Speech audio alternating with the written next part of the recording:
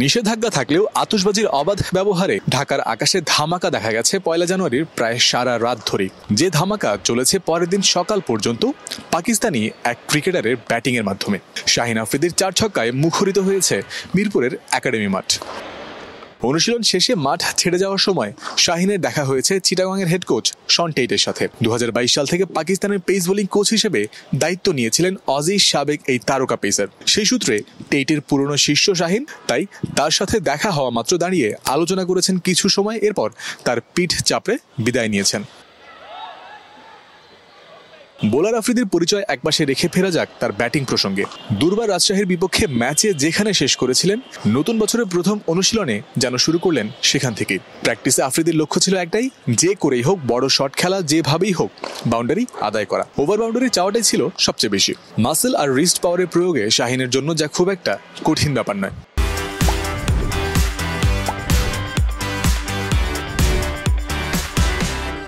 শুধু ফরচুন বরিশাল নয়, এবারে বিপিএলেরই সবচেয়ে বড় তারকা বলা যায় শাহিন শাহ আফ্রিদিকে। তার ব্র্যান্ড ভ্যালু এই টুর্নামেন্টে আলাদা মাত্রা যোগ করবে কোনো সন্দেহ ছাড়াই। যদিও থাকবেন ১৫ জানুয়ারি পর্যন্তই, মাঠের সাথে সাথে সোশ্যাল মিডিয়া প্ল্যাটফর্মের জন্য শাহিন হবেন হটকেক, এটাই স্বাভাবিক।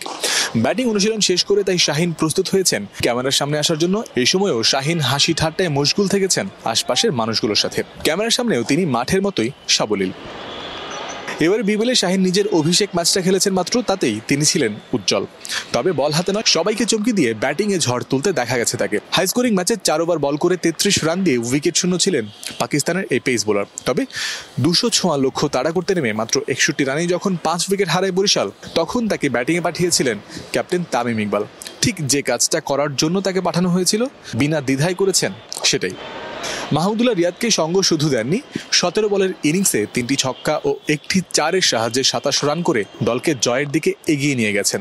ব্যাটিংয়ে পাওয়ার হিটিং দারুণভাবে দেখিয়েছেন তিনি, সঙ্গে দলকেও জানান দিয়েছেন যতদিন আছেন ততদিন শুধু বোলার নয়, তাকে একজন পুরোদস্তুর ব্যাটার হিসেবেও বিবেচনা করতে পারে বরিশাল, যিনি স্লগিংয়ের কাজে দারুণ উপযোগী।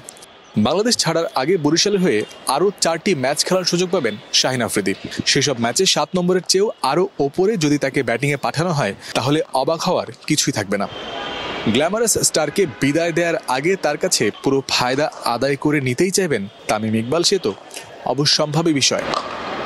মিরপুর শেরেবাংলা জাতীয় ক্রিকেট স্টেডিয়াম থেকে জয়ন্ত বিন্দু, ক্রিক ফ্রেন্সি।